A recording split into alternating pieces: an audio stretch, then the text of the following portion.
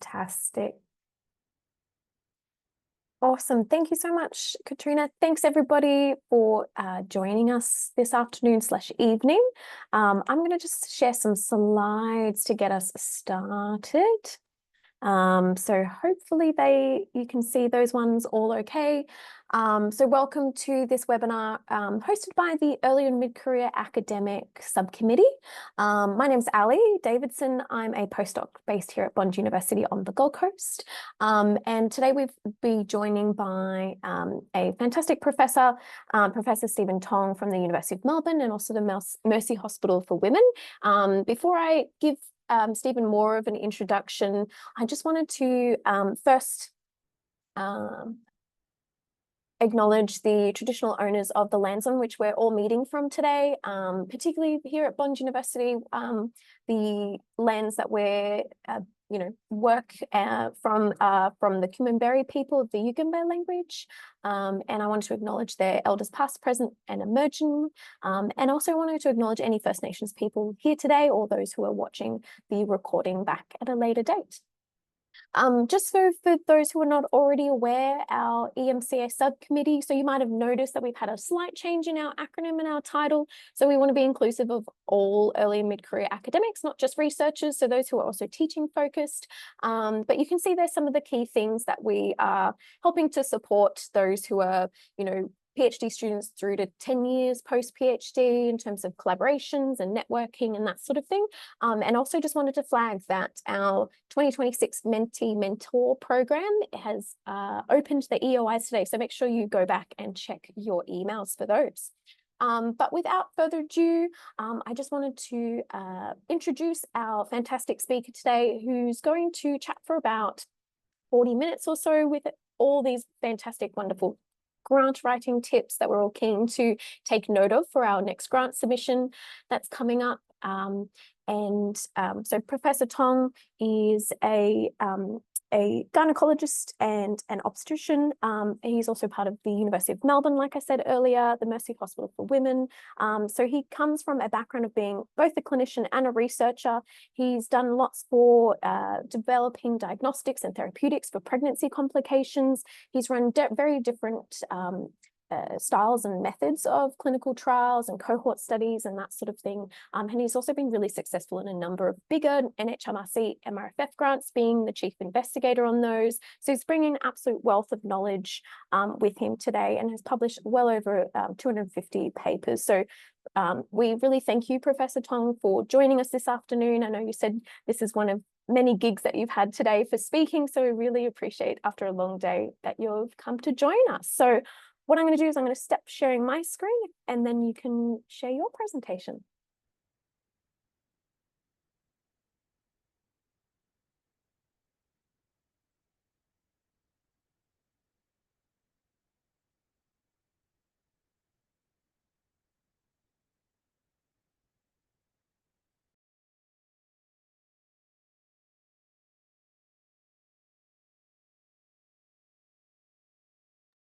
I'll just try that again.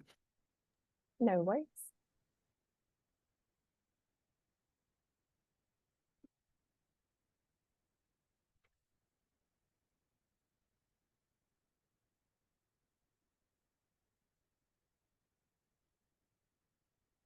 Did that work, or you don't see me?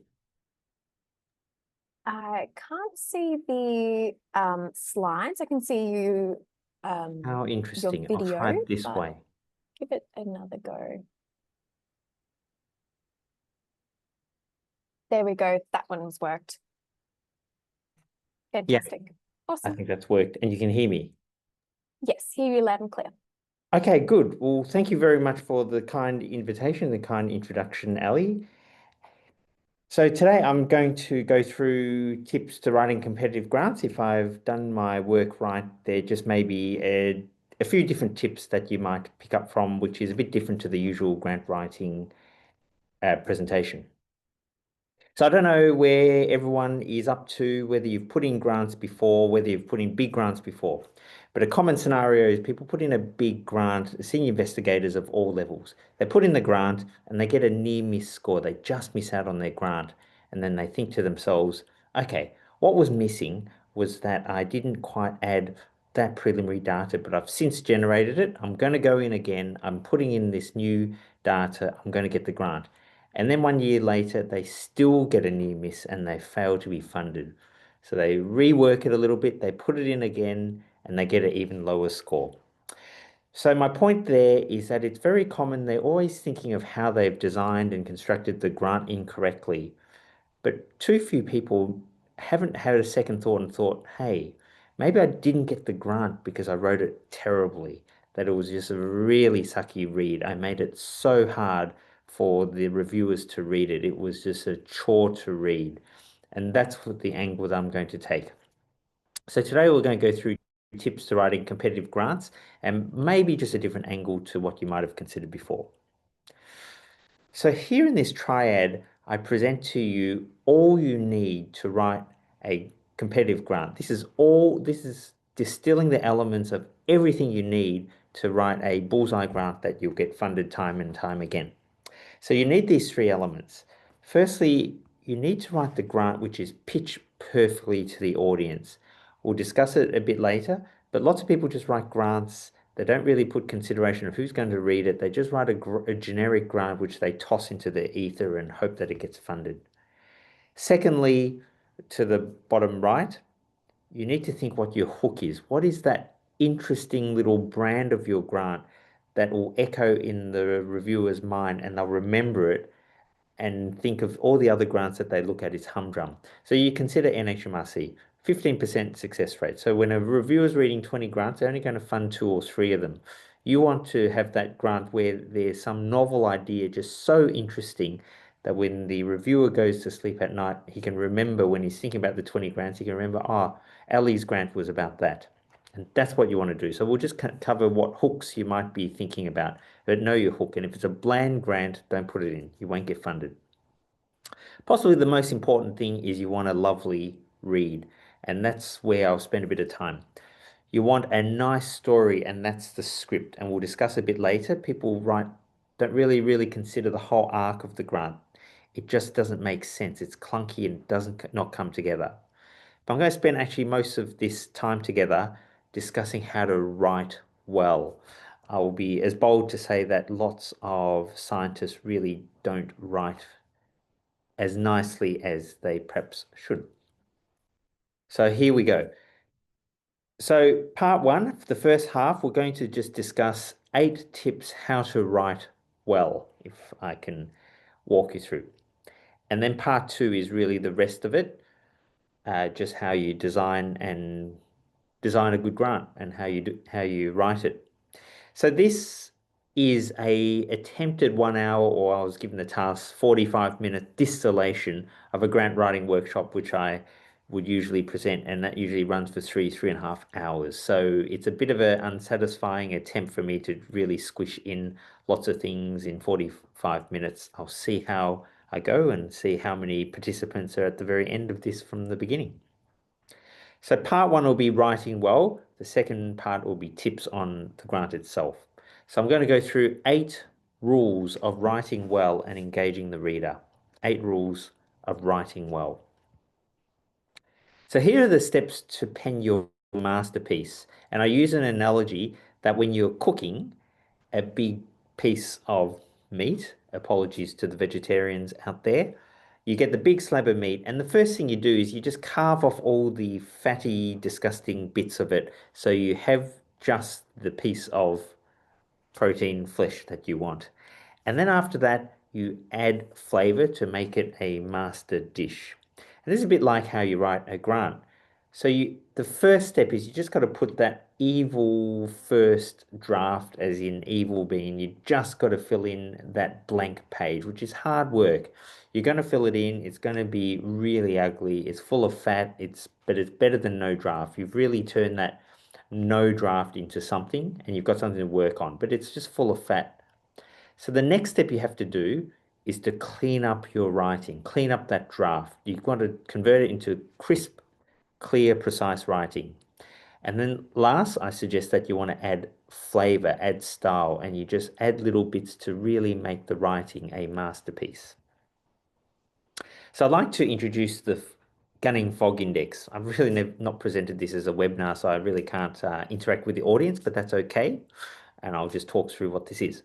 So the gunning fog index proposed in 1944 is a readability score. The lower the score of your fog index, the more readable the text is. So it's really good, and you can look up fog index calculator. You can stick in whatever text you want, and then you can pit how good your writing actually is. The ideal fog index, which makes for a very easy read, is between 7 to 9. And a fog index over 12 means that most people just can't understand it. So why am I going on about the fog index? You would think that the fog index, to calculate how easy a sentence is to read, is some complex algorithm to really just look into the sentence to try and give a magical score to see how readable your writing is. But that's not the case. There are two elements which go into the fog index, and I'm going to walk through them.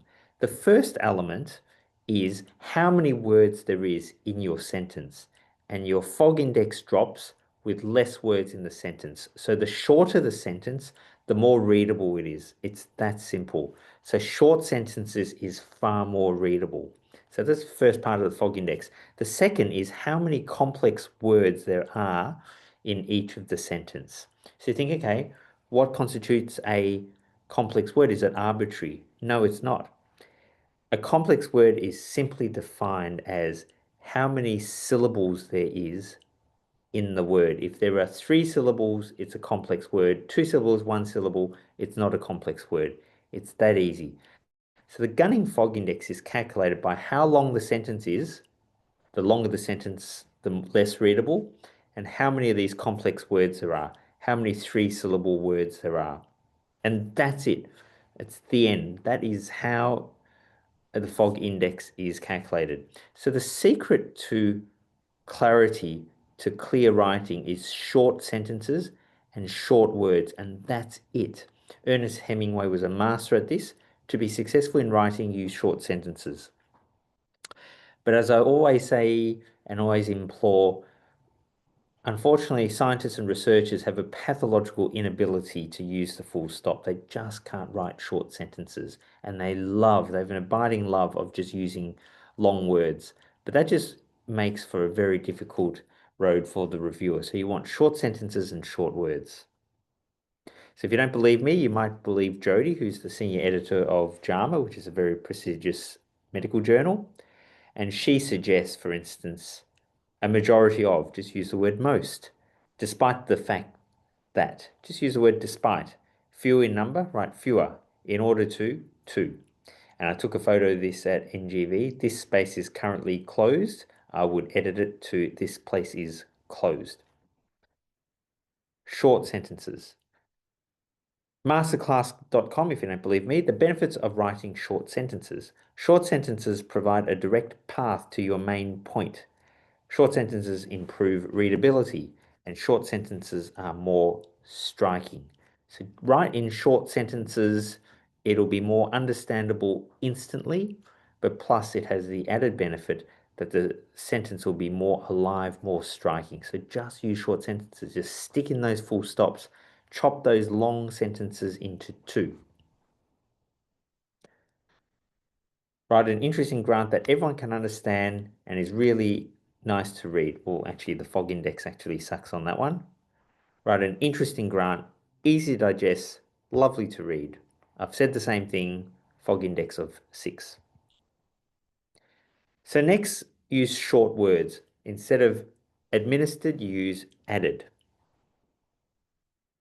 We undertook, we did. Discovered, found. So just use short words, less than 3 syllables. So short sentences, short words, and that makes your writing readable. It makes it that your grant, the reviewer can just read just like that, and it's easy to read. Short sentences, short words. So they're probably the most important tools that I can suggest to you. And if you use those and you learn nothing else in this webinar, you've really gone a long way should you apply these. Next, avoid acronyms. Work really hard to aggressively avoid them. It makes sentences less attractive, it makes the read less attractive, and it interrupts the reading flow. If you just think when you curl up in bed with a novel, how many acronyms are there in the novel? I will put it to you that there are none. Acronyms are just not used, maybe just one or two at the most. So avoid acronyms. But you just see that lots of scientific writing is riddled with acronyms. You may be using lots of acronyms. Often people don't understand what they are. And it just makes for ugly reading because when you put in an acronym in a sentence, what people are actually doing is they're doing little micro processing in their heads to try and figure out what the acronym is. And if they have to think twice, it's just little clunky breaks into the reading and just makes it so much more difficult for the reviewer. And I will put it to you that a grant is in danger if the reviewer has to keep stopping for recall, especially if you riddle every sentence with a few acronyms often. A grant's in danger if the reviewer needs to keep stopping for recall. And I'll put it to you that the grant is actually dead if the reviewer hits the acronym, flicks back even once for a definition and can't find it, especially if they can't find it. It will absolutely irritate them. Because it was irritating enough for them to read the acronyms, and it'll be even more irritating for them if they can't even find the definition of it. Your dreaded disease you're trying to conquer, don't use acronym, write it out. Often in my field, lots of people put PE for preeclampsia. We've always written it out. FGR for fetal growth restriction, we write it out. Short sentences, short words, avoid acronyms. Next, make your writing surgically precise so there's no other way to interpret its meaning. I often see writing where you could read the sentence and you could interpret it two different ways or more. For instance, the bark was painful. It could mean the tree bark or the dog's bark caused pain. You should bring wine or beer and dessert. And there are a few permutations. That might mean that you just bring the wine and the dessert, or the beer and the dessert. You haven't been cleared. It's not surgically precise. This sounds pretty OCD. Maybe I'll just show you another scientific example. So this is a write-up about wet lab work. And this was a mentee used with her permission, and it's a pretty old definition, and she's moved on to become associate professor and doing very well. Interestingly, we don't know the mechanism of action of metformin. I demonstrated it was likely exerting an effect through the mitochondria. So that could be interpreted two ways. It could mean that whatever drug we were looking at was working by its activity on the mitochondria, which I'm sure that's what she meant.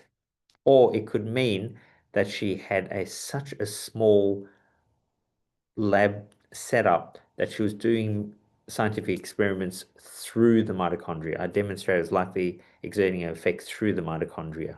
So that might be picky, but you just got to write surgically precise, and I think it's very important for the art of writing.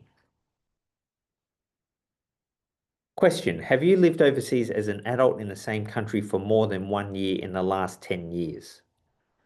So I flick back so you think about it, and I would defy lots of you to actually understand what the sentence actually just meant. That's actually a snapshot from a government survey which is out there.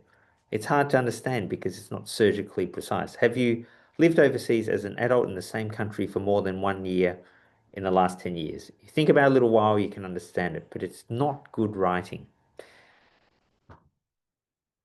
Free, this is from Freedom Furniture. Limited time offer. Free delivery store-wide. What does that mean? Does it mean that they're going to deliver anywhere within the store? Not surgically precise. This is from Japan. Maybe you can be a bit give a bit of leeway, but anyway, I will read out what this is, and this is my own finger in Japan. Please dispose of any waste after eating in our bins. So is that eating in the bins, or is it disposing the waste in the bin? I mean, we know what that means, but that is not surgically precise. It could be understood two ways, and one way is a little bit gruesome. Short sentences, short words, avoid acronyms, make your writing surgically precise. Next tip, this is very important. You've written your piece, you've cleaned it right up, but you just got to keep polishing. Polish your sentences, make every single word count. And William Shrunk is very famous for this line, omit needless words. And this is quite a catch cry. I've seen this on the net on t-shirts. Quite hilariously, I've seen a t-shirt version where it says omit needless words and they've crossed out needless, which is a bit of irony there. But omit needless words, just keep polishing your sentences until they sparkle, essentially. And lots of people don't do that. So as you can see now, I really like writing. I've written a book which was on gimmicks and booksellers. So for lay people it's called The Birth Book. So I'm really into writing, as you can probably gather by now. And I see lots of writing, and it's usually just a bit padded and painful. And I can usually edit most things far more than the author had written. And that includes people of all levels, including professors and associate professors. Some of those people, even those higher levels, even they don't write the most polished works. Okay, so those are the 5 tips to clean up that, well, the analogy there is the piece of meat. So you've cleaned it up so it's just the piece of meat and it's beautiful. And now I'm going to suggest 3 tips on adding style to add the spices and the herbs to make that piece of meat a masterpiece, which you may want to consume unless you're vegetarian or vegan. So now we're coming to style. 3 tips for adding style. You've cut it right down, short sentences. You've used short words as much as you can. You've got the fog index right down. It's beautiful, it's clean, it's surgically precise. Where to next? Style. So evocative writing is incredibly important when writing grants. This is Forbes. If the reader does not have a strong response to the grant application, it will easily get lost in the sea of other proposals. Remember, funding rates are low. You just want that writing to be so good they like it. If I can immodestly flex my fellowship, last NHMRC fellowship grant, which I still hold now, I got the comment, this was a pleasure to read, which not many people get as a comment, I would think. And that's because I've just worked hard with the writing. Possibly it's that. Possibly I just had a very generous reviewer. So 3 tips for style. Actually, I might just skip over that. That was just an example of very good writing. If you ask for a PDF, I encourage you to read it through. It is a beautiful piece in the New York Times. Adding style. Number 1, use interesting words. So you've cut down your sentences. You've got rid of those 3-syllable words. And I'm invariably asked at the grant writing course, well, that's just written like primary school. It's really simple. You can start adding in 3-syllable words and having your fog index go up. So it's not about trying to drop your fog index to the absolute lowest possible. I mean, it is. But what you can do is you think, okay, I'm going to start sticking in interesting words. I'm going to pay a little bit my fog index because that's a good word to use, which will make the sentence sparkle, add a bit of art. But you are deliberately, very deliberately adding your 3-syllable words to your very nicely cleaned sentences. So once you're happy with the sentence, nice and short, look up synonyms. And what I will often do, I definitely did this with the birth book many a time and with my grant writing. You pick out the verbs and the nouns, and then you go to Google and then you look at the synonyms and you think, okay, you just look up the synonyms. Do you reckon? Okay, I reckon that would be a better word for that. So you sub out what you used and you add the other in. Does it magic the sentence, but don't use overly flowery words. So you got to write in general to the right level of formality. So for instance, a grant can use more flowery, emotive words than a paper, that's for sure. And the PhD thesis, the intro can certainly be a bit more uh, evocative than a paper. But a paper can still be written really well, short sentences, short words, etc. So this is how I did the intro for my NHMRC fellowship that I currently hold.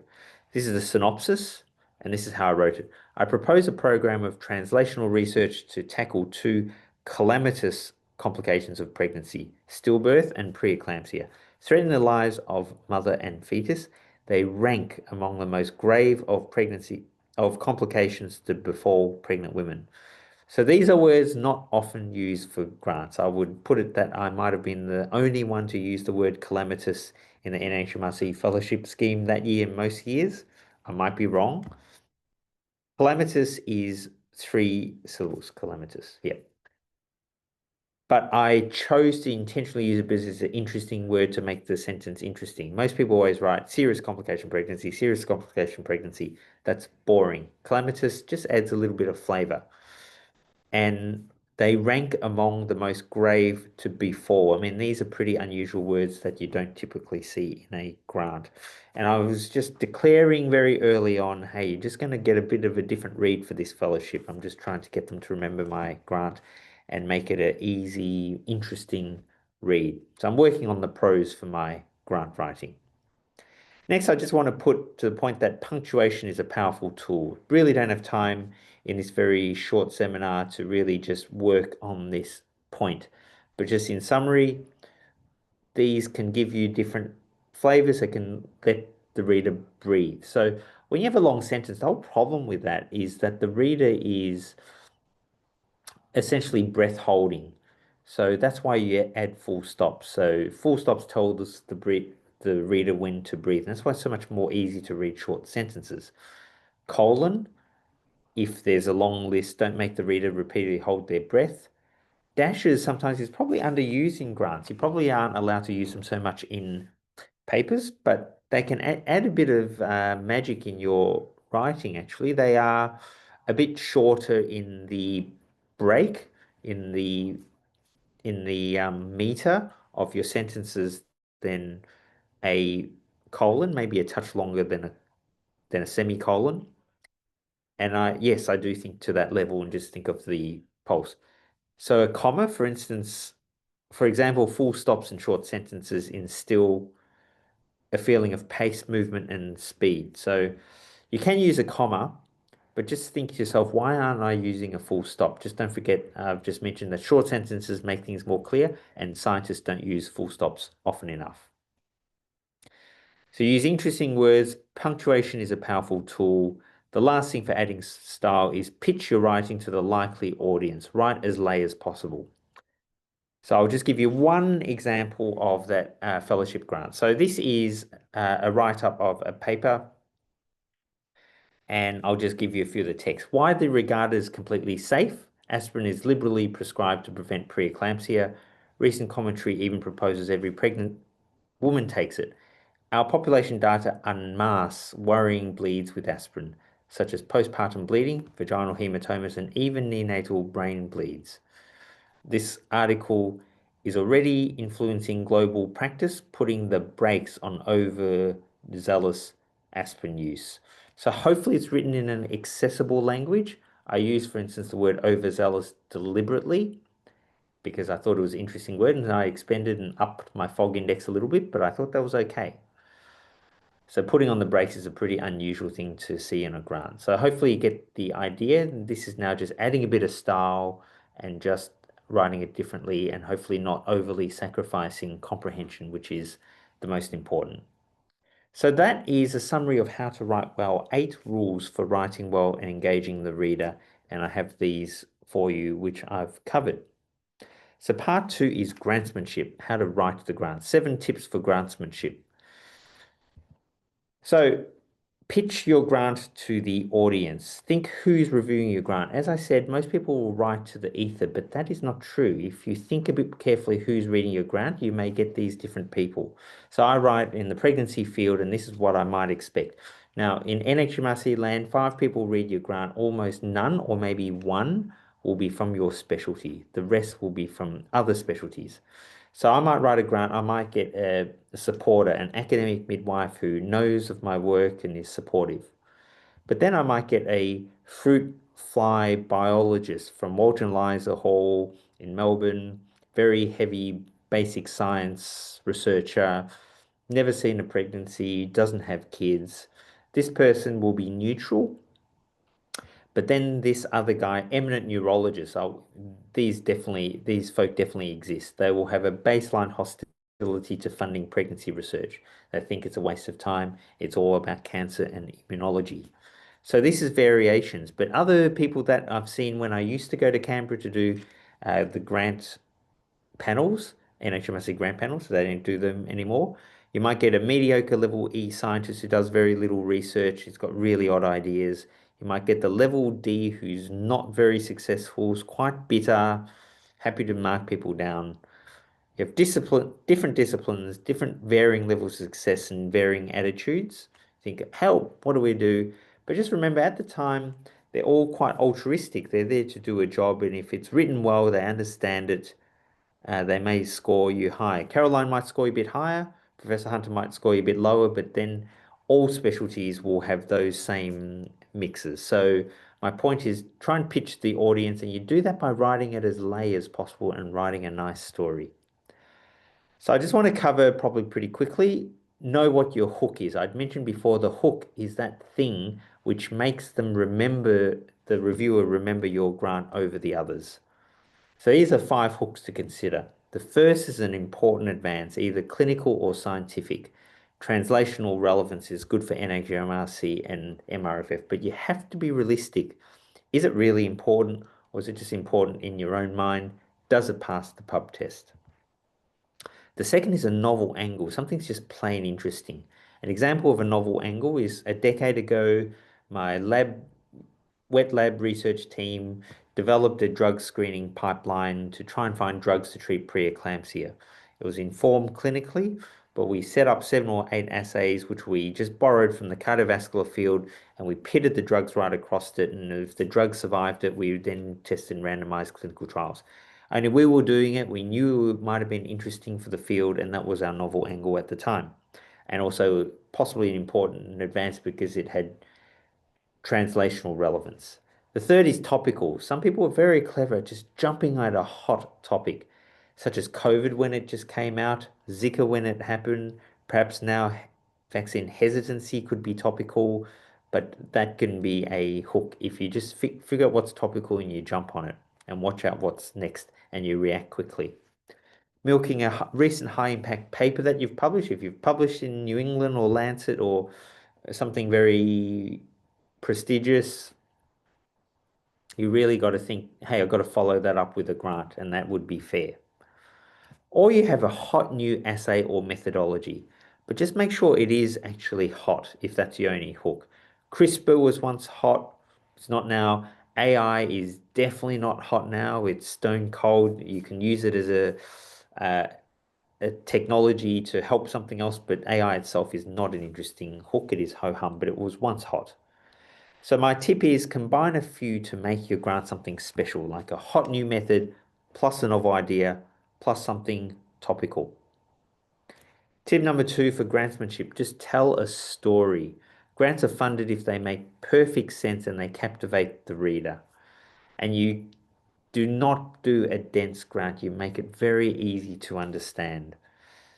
So an analogy I usually use in the grant writing workshop is I suggest that think of 2 different movies. One would be the Twilight movies, which more people I think have watched than they usually put up their hand when I asked at the grant writing workshop. And you think of Inception, if anyone's watched that.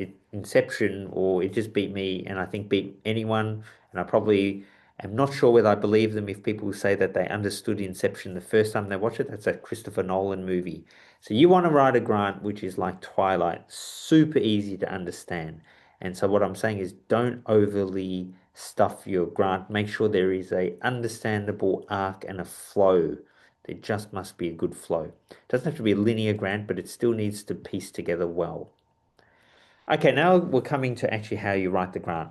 Now, lots of people, when they write the big grants, they say, okay, the first page, you do this 1-pager. You summarize the whole grant, you're told, maybe a nice diagram to give a summary of the grant.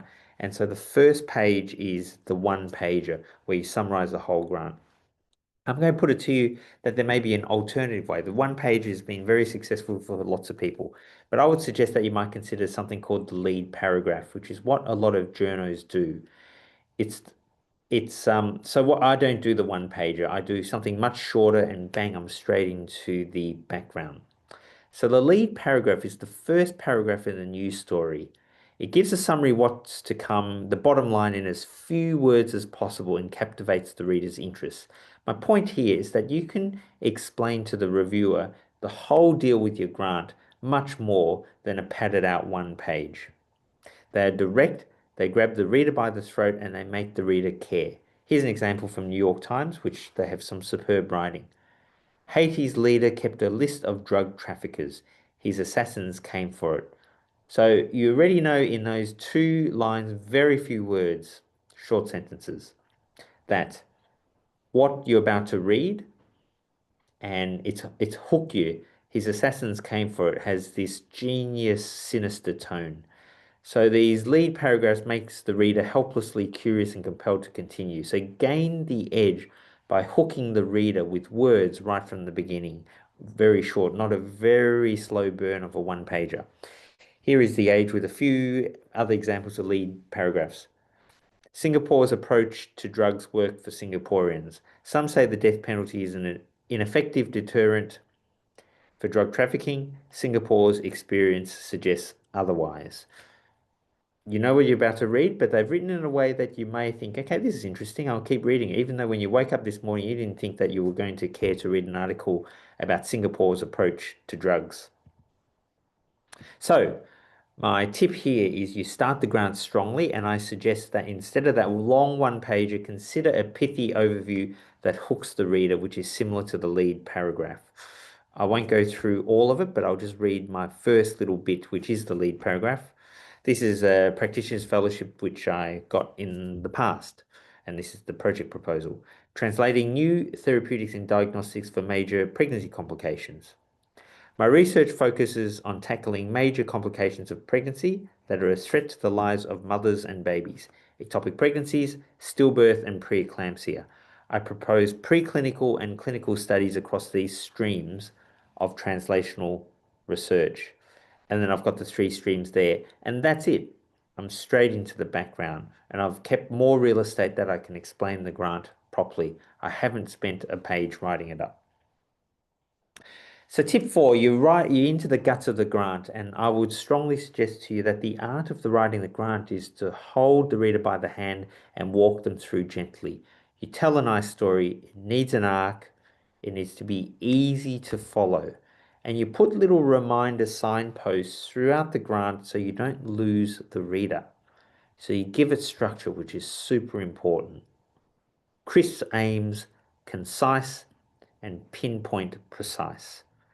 And for the methods, you guide the reader through gently. Think of the methods as a bunch of mini stories, not dry slabs of information. People think, okay, I've wrote the intro well, I've explained it, and they just put in evilly impenetrable and super boring methods. So I'm going to give you an example, and I did choose an intentionally drier grant. We got this as well. This was 10 years ago. It's a wet lab study.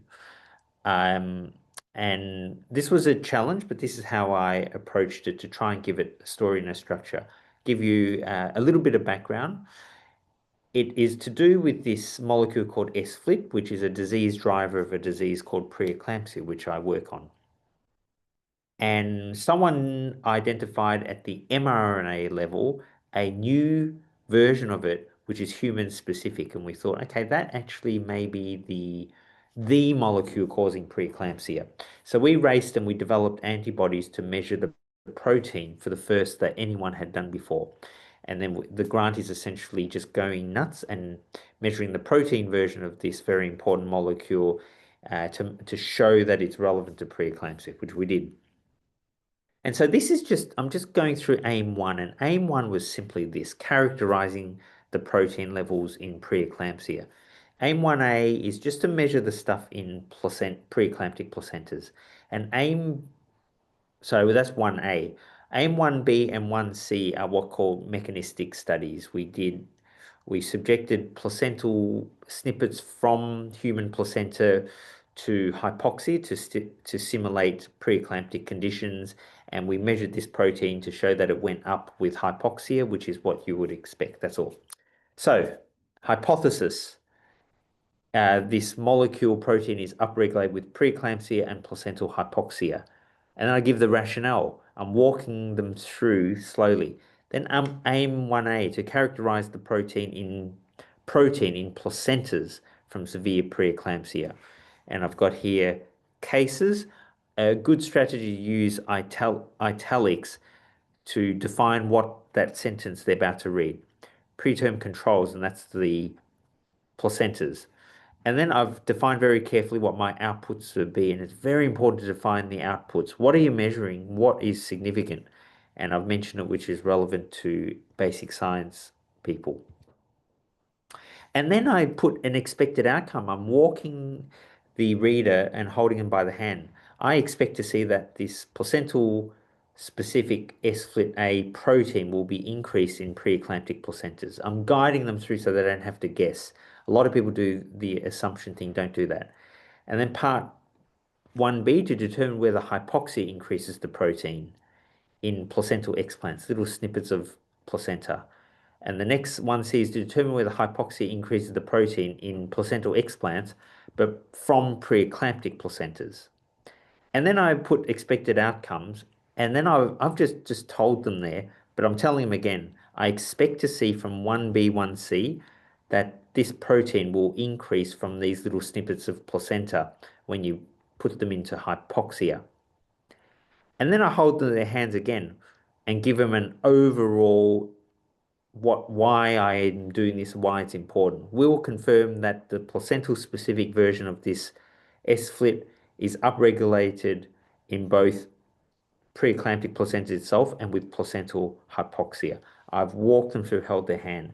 Now, I think with basic science, I think it's particularly dry, so I walk them through particularly. You can loosen the hand holding a little bit and say when I put in the clinical trials, but still hold their hand. But this, when it gets technical, you've got to be really aware to take them through. And just don't overstuff your grants because I think dense grants die. Just do not overstuff your grants. Do not overstuff the grant. I don't know anyone who with 6 parts to a grant which have actually got them. And next tip, do not rely on assumed knowledge. This is extremely common, such as not explaining what your disease actually is. And someone who had 4 New England Journal papers, I thought was a shoo-in to get their grant. They showed me their project. I said to them, hey, you didn't actually explain what adaptive platform trials is. You actually didn't explain it, but your whole project proposal is about this new adaptive platform trials. You did not define it. So don't rely on assumed knowledge. Walk them by a hand, write it lay, make them understand. I won't go through that example, but if you are interested in a PDF, I'm very happy to send it. So last tip, end the grant strongly. And this is the end of that practitioner's fellowship. I will lead a program of research focused on clinical translation. During the period of a fellowship, it is possible that these programs of research that are already funded, meaning the fellowship funds my salary and the grant proposals that I suggest already have funding elsewhere. Okay. It's possible that these programs of research that are already funded may translate to new treatments to improve the management of ectopic pregnancies and preeclampsia, and a new diagnostic test to decrease the burden of stillbirth. Achieving any of these goals would be a transformative breakthroughs. So end the grant strongly. Some people just end with their methods bit slapped there, and it just really ends the grant with a whimper. It's just not an interesting read. So in summary, and starting to wrap up, my 7 tips for grantsmanship is here. I've walked you through. Pitch it, know your hooks, tell a story.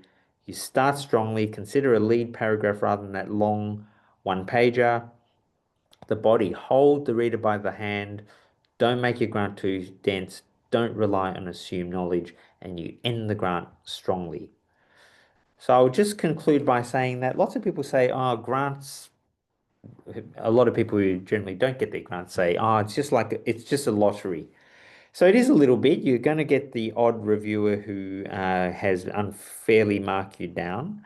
But I strongly believe this, that great writing weights the table in your favor. And a lot of researchers really probably fall short to be good writers. They're at best functional writers. Some are poor writers.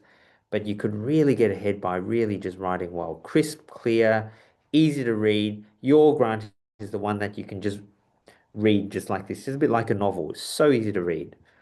But poor writing, I think, weights the table against you. You may have a superb idea, but if you've written it terribly, it's a thicket of acronyms, long sentences, long paragraphs. It's an evil read. You've just worked against, even though you had a really good idea. So that's the triad I started with, and I would sell to you again, and it's what we've covered.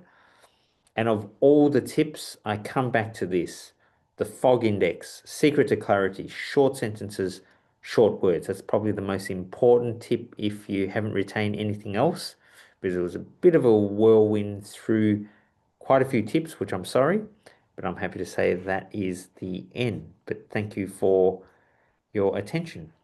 I might at this stage stop sharing and see whether anyone's still upright to send any questions through. Thanks, Stephen. Thank you so, so much. And I know you mentioned that you usually deliver this sort of talk in a longer workshop, interactive and that sort of thing. So thank you for adapting it for us this evening. Fantastic tips that I think, you know, not only for grants, but can be applied to lots of different areas for writing as well. So thank you. I'm going to open now to others who have joined us. We still do have attendees popping those questions in the Q&A chat. I can already actually see some in there. Oh, fantastic. I'll read them out, Stephen, if that's helpful, and work my way through them. So we've got the first one here, who is from Hannah. She asks, are there any exceptions to the acronym rule? For example, journal names.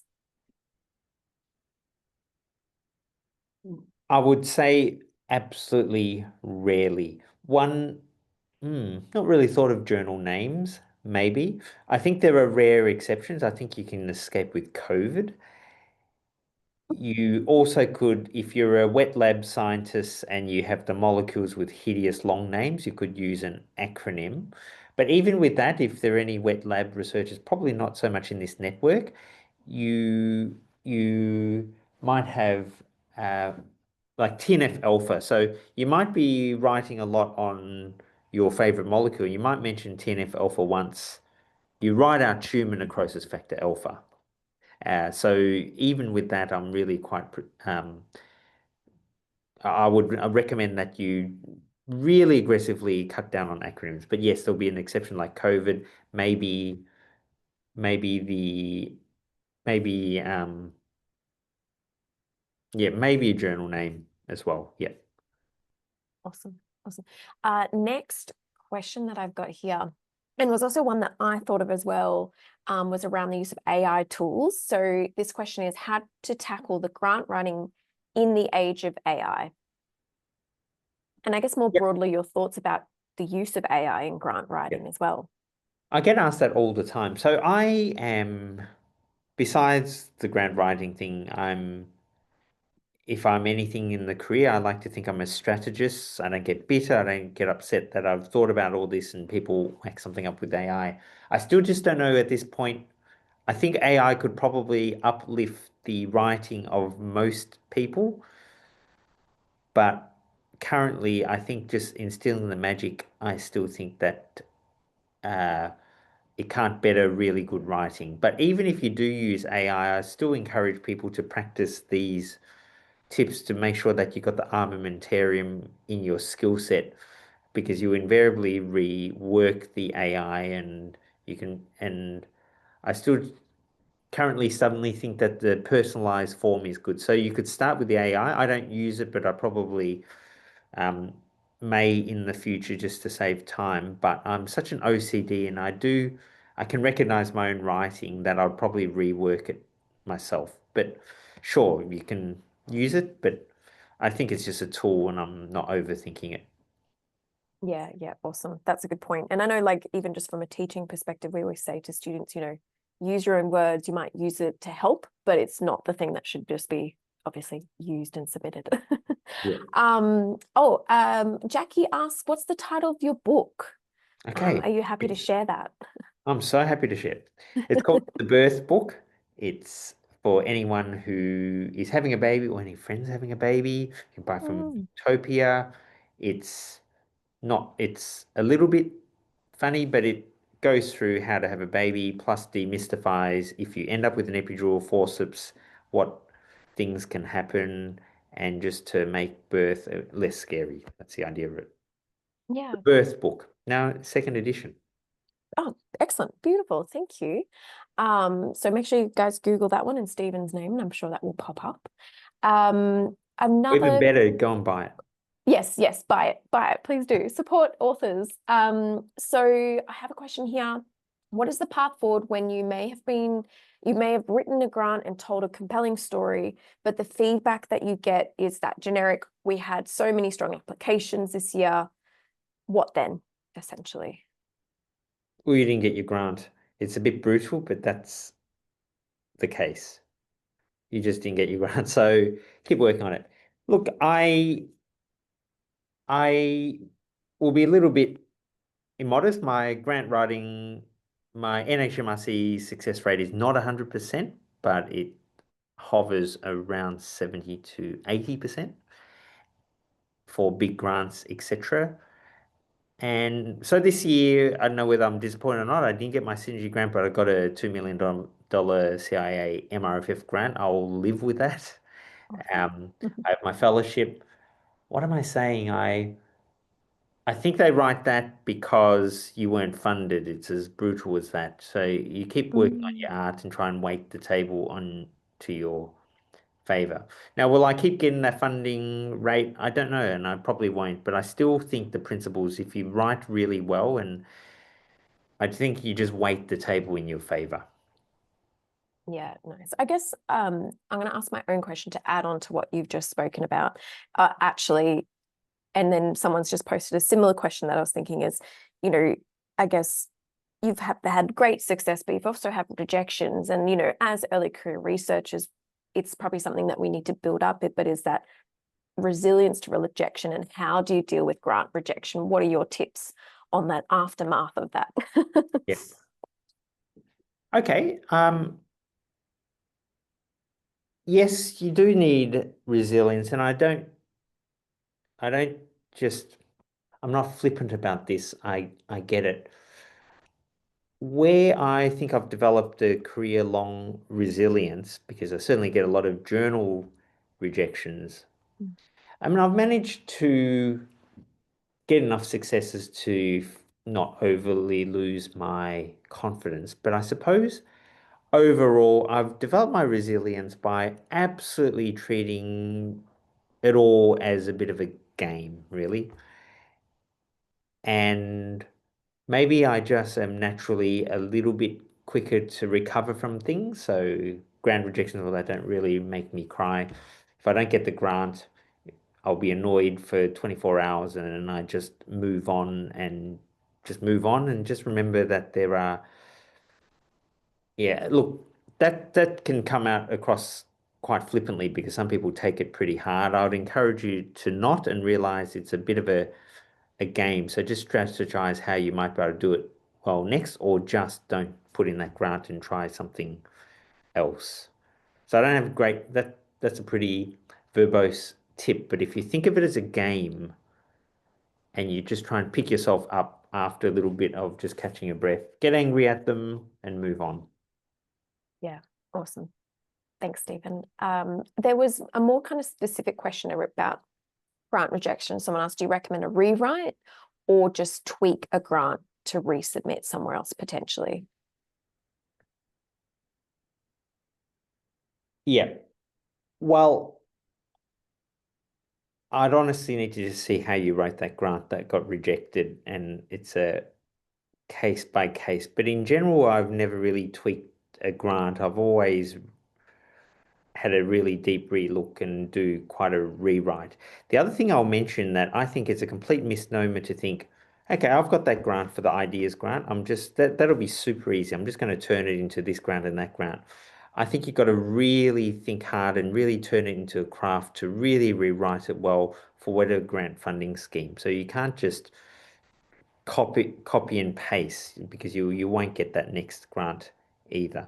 So for instance, I've seen people put in an ideas grant and they go, okay, well, that's going to be my fellowship. So they try and trim that down to 5 pages. I say, hey, they're very different beasts. The fellowship grant is really presenting a 5-year vision. I said, your grant's going to run out after 2.5 years. That's not a vision. So I think the cutting and pasting is a misnomer, but I would suggest definitely a rewrite rather than a tweak and a rethink of the whole thing. Yeah, yep, got to fit it to the yeah, right key to the right block kind of thing. Yeah. Yeah. I've got kind of two last questions here. One's a bit long-winded, or double-barreled, I think, but one essentially asks, there's limited word counts for grant proposals, and the whole acronym thing does help to reduce that space. So how do you kind of deal with not going over word limit, but also not complicating things with all the acronyms and that sort of thing? Okay, so I'm going to respectfully disagree because the problem is people can't write well. So I would suggest that where they've gone wrong is they've written prose which is overly padded.